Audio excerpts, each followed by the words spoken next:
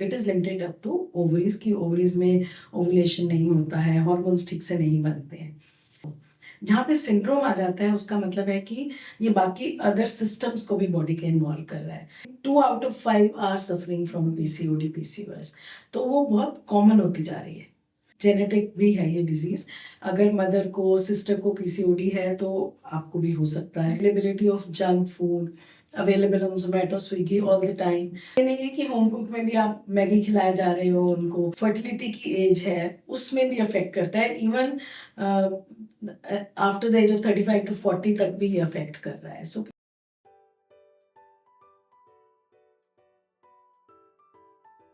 Namaskar, welcome to another brand new episode of Because She Deserves to Know. Today again we have Dr. Indu with us, which she has taken an initiative to educate all the women who are suffering with certain other problems also. तो आज हम बात करेंगे पहले PCOS PCOD के बारे में और पहले मैं मैम को वेलकम करूंगी। नमस्कार। मैम जैसे PCOS PCOD के बारे में बात करी, बहुत मिसकंसेप्शंस है लोगों को, बहुत अलग तरह से लोग एसोसिएट कर लेते हैं अपने आप उस टर्मिनोलॉजी को। तो बेसिकली PCOS और PCOD होता क्या है? से आजकल बहुत कॉमन प्रॉब्लम हो गई है PCOD and PCOS. As such PCOD जो है वो एक स्मॉल डिजीज है, वो खाली लिमिटेड है ओवरीज तक। इसको बोलते हैं पॉलीसिस्टिक ओवेरियन डिजीज की it is limited up to ovaries की ओवरीज में ओवुलेशन नहीं होता है, हार्मोन्स ठीक से नहीं बनते हैं। पीसीओएस जो है, PCOS is polycystic ovarian syndrome. जहाँ पे सिंड्रोम आ जाता है उसका मतलब है कि ये बाकी अदर सिस्टम्स को भी बॉडी के इन्वॉल्व कर रहा है। सो पीसीओडी में ओवरीज इन्वॉल्व हो गई तो ओवरीज से जो हॉर्मोन्स अफेक्ट हुए वो फिर आगे बाकी ऑर्गन्स को, बाकी सिस्टम्स को अफेक्ट करते हैं, तो वो पीसीओएस बन जाता है। सो हम ये कहेंगे कि पीसीओडी थोड़ा माइल्डर फॉर्म है, कि ये शुरुआत है, एंड पीसीओएस है कि डिजीज पूरी बॉडी को इन्वॉल्व कर रही है। सो मैम अगर हम जनरली बात करें इस नंबर को इंक्रीजिंगली आप कितना देखते हैं in day to day patients कि कितना इंक्रीमेंट हुआ? जहाँ तक हमारे पास नॉलेज है ये आउट ऑफ 5 वुमेन अगर बात करें तो दो या तीन लोगों को होता ही होता है। बिल्कुल ठीक है। आजकल जब मैं पढ़ाई करती थी तो ये बहुत अनकॉमन डिजीज थी, इतनी कॉमन नहीं थी कि हम कभी कभी पीसीओडी के पेशेंट्स देखते थे। आजकल मैं ओपीडी में बैठती हूँ तो बिल्कुल ठीक आपने कहा है कि 2 out of 5 are suffering from PCOD PCOS, तो वो बहुत कॉमन होती जा रही है। आज दिस कमिंग कॉमन, इसके पीछे के रीजन क्या हो सकते हैं मैम? सी पीसीओडी पीसीओएस सबसे पहले ये जेनेटिक भी है ये डिजीज। अगर मदर को, सिस्टर को पीसीओडी है तो आपको भी हो सकता है। Genetic also. दूसरा, आजकल का जो लाइफस्टाइल है, लाइफस्टाइल में हम बोले तो जो आजकल हमारा सीडेंट्री लाइफस्टाइल है कि आउटडोर एक्टिविटीज़ बिल्कुल कम है, हम बैठे रहते हैं घर पे। इवन जो वर्क फ्रॉम होम हो गया, लोग घर पे बैठ के सारा टाइम कंप्यूटर पे काम करते रहते हैं। बच्चे भी हाथ में फ़ोन लेके बैठे होते हैं, द यंग गर्ल्स। तो सीडेंट्री लाइफस्टाइल। सेकेंड हम बोलेंगे वेट गेन। वेट गेन इतना कॉमन हो गया, वो उसका मे बी सीडेंट्री लाइफस्टाइल की वजह से भी है और फीडिंग हैबिट से भी है। जो आजकल availability of junk food available on Zomato Swiggy all the time, तो बच्चे सारा दिन ये जंक खाते हैं, they hardly take home cooked food. तो mother also find this yes, तो ये बेसिकली हम पीसीओडी को लाइफस्टाइल डिजीज मानते हैं कि वेट गेन हो रहा है, आप की फीडिंग हैबिट्स खराब है, सीडेंट्री लाइफस्टाइल है, this all increases the risk of PCOS. So what would you suggest ma'am as a mother? अगर हम बात करें जो मदर्स खिला देती हैं बच्चों को कि बाहर का चलो खाना, busy and you can have this kind of food और रेगुलर बेसिस पे वो होने लग जाता है। से वर्किंग मदर्स हैं, उनको भी काम करना है, घर भी देखना है, तो बच्चे भी थोड़े से अवेलेबिलिटी की वजह से डिमांडिंग भी हो गए हैं। But food from outside should be limited. बच्चों को ये सिखाना चाहिए कि घर का खाना खाएं, घर का होम कुक फूड। वो भी उसमें ये नहीं है कि होम कुक में भी आप मैगी खिलाए जा रहे हो उनको, या बहुत ज़्यादा मैदे की चीज़ें खिलाए जा रहे हो, फ्राइड खिला रहे हो। It should be a balanced diet जो जिसमें प्रोटीन ज़्यादा होना चाहिए, ग्रीन वेजिटेबल्स होनी चाहिए, और कार्ब्स जो है वो भी होने चाहिए, बट लो ग्लाइसेमिक इंडेक्स के कार्ब्स होने चाहिए। और अगर फैट देना है तो जो अच्छा फैट है वो होना चाहिए, ना कि आप तली हुई पूरी वगैरह खिलाए जा रहे हो घर का खाना। सो ये सारी चीज़ें उनको अवॉइड करनी है। ये पीसीओएस और पीसीओडी की बात करें मैम, कौन सा एज ग्रुप है जिसको ये ज़्यादा इफ़ेक्ट करता है? पीसीओडी आजकल starting from young age 13-14 years से लेके 40 ईयर्स तक की एज को 40 अफेक्ट years करता है। Any age, there is no age bar now Now because of the lifestyle. Yes, the PCOD is now in all the age. Because अभी तक हम यही सोचते थे कि पीसीओएस या पीसीओडी जनरली 20 बिलो में इफ़ेक्ट करता है। नहीं, अब ये इवन जो फर्टिलिटी की एज है उसमें भी अफेक्ट करता है। Even after the age of 35 to 40 तक भी ये अफेक्ट कर रहा है। So PCOD is really on rise. So ma'am, अगर हम बात करते हैं, जैसे आपने बोला पीसीओएस किसी को हो गया है, तो क्या वो लेडी इनफर्टिलिटी की तरफ भी बढ़ रही है at the same time? PCOD is one of the cause of infertility. हम ये नहीं कहेंगे कि सारे पीसीओडी पेशेंट इनफर्टाइल होते हैं, बट यस, जो पीसीओडी के पेशेंट्स हैं उनको कंसीव करने में डिफिकल्टी आती है।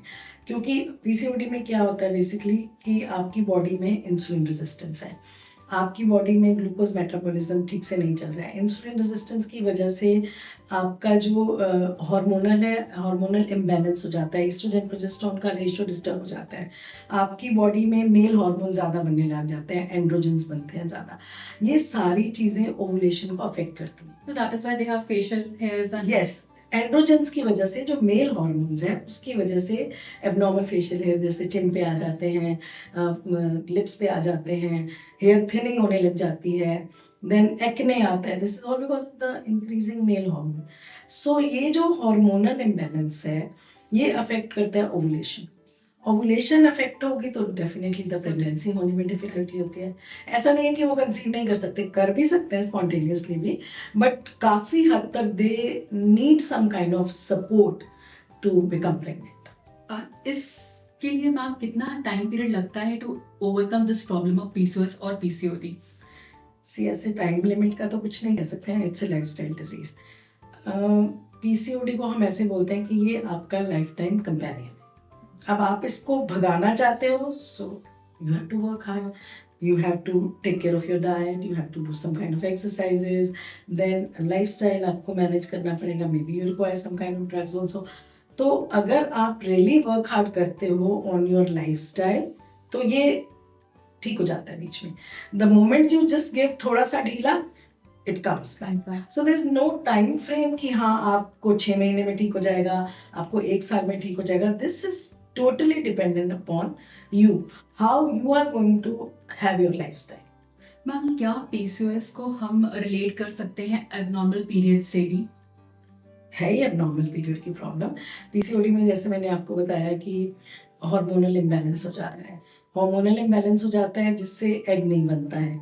एग नहीं बनता है तो एक हार्मोन होता है प्रोजेस्टेरोन, वो नहीं बन रहा बॉडी में, आपके ओवरीज से नहीं आ रहा, तो वो एक ईस्ट्रोजन हार्मोन है, उसकी एक्सेस हो जाती है। सो इसमें क्या होता है कि आपको कई बार पीरियड बिल्कुल नहीं आते हैं, कभी कभी इतने इरेगुलर होते हैं कि आते रहते हैं बीच बीच में। तो क्योंकि हार्मोनल इम्बैलेंस है, it can be delayed period, no periods, irregular periods and बहुत कम period. So these are So all the all kind of abnormal periods can be there in PCOD। So these are all alarming signs। अगर हम बात करें कि person should consult a doctor, this is the right time। See, जब भी till the age of 16-17 अगर irregular periods आ रहे हैं, so we don't tell the patient कि आप जाओ डॉक्टर पे दवाई लो। Only thing is if the girl who is obese की मोटी है, वो वेट गेन होता चला जा रहा है, abnormal hair है एंड एक्ने हो रहा है, तो उसको ज़रूर डॉक्टर के पास जाना चाहिए। मे बी उसको मेडिसिन हम नहीं भी देंगे, एटलीस्ट लाइफस्टाइल मैनेजमेंट बता देंगे। बट एक पेशेंट हु इज़ 20s में आ गया है अपने और उसको एबनॉर्मल पीरियड्स हो रहे हैं, इरेगुलर पीरियड्स हो रहे हैं, वेट गेन हो रहा है, उसको एबनॉर्मल हेयर ग्रोथ आ रही है, तो डेफिनेटली डॉक्टर के पास जाना चाहिए, सो दैट ये बीमारी आपको जल्दी से ठीक करानी है, परमानेंट नहीं हो जाए। Maybe that is one of the reason कि 20 years के बाद अगर ये चीज डिटेक्ट हो रही है, it can affect fertility on a longer Of run। course, it is going to affect the It's fertility। better to consult a doctor at the Yes, right time। yes। उसको lifestyle अगर हम शुरू से सिखा देते हैं ना, तो ये बढ़ेगी नहीं। आप कभी ना कभी तो अपना लाइफस्टाइल ठीक करोगे, so that it becomes better. क्या मैम हर ओबीस पेशेंट को हम कह सकते हैं कि वो पीसीओएस से ग्रसित है? नहीं, ज़रूरी नहीं है। Obesity is again genetic problem होती है। बहुत सारे ओबीस पेशेंट्स पीसीओडी नहीं होते हैं और बहुत सारे लीन पेशेंट भी पीसीओडी हो सकते Lean हैं। patient can also be Yes. carrying PCOS. Yes, of course. Lean patient can also carry PCOS. Because ये बहुत बड़ा मिथ हमारे साथ एसोसिएटेड होता है मैम कि हम सोचते हैं कि lean patient they are perfectly all No, fine. no, no. Lean PCODs जो होते हैं वो उल्टा डिफिकल्ट होते हैं ट्रीट करने। डिफिकल्ट होते हैं वो बेचारों के पास तो कुछ है भी नहीं। हम उनको बोले एक्सरसाइज करो, वेट कम करो, already they are lean. So lean are more tough to handle. Ma'am जैसे हमने पीसीओएस के बारे में बात कर रहे हैं, what is the role of stress related to PCOS?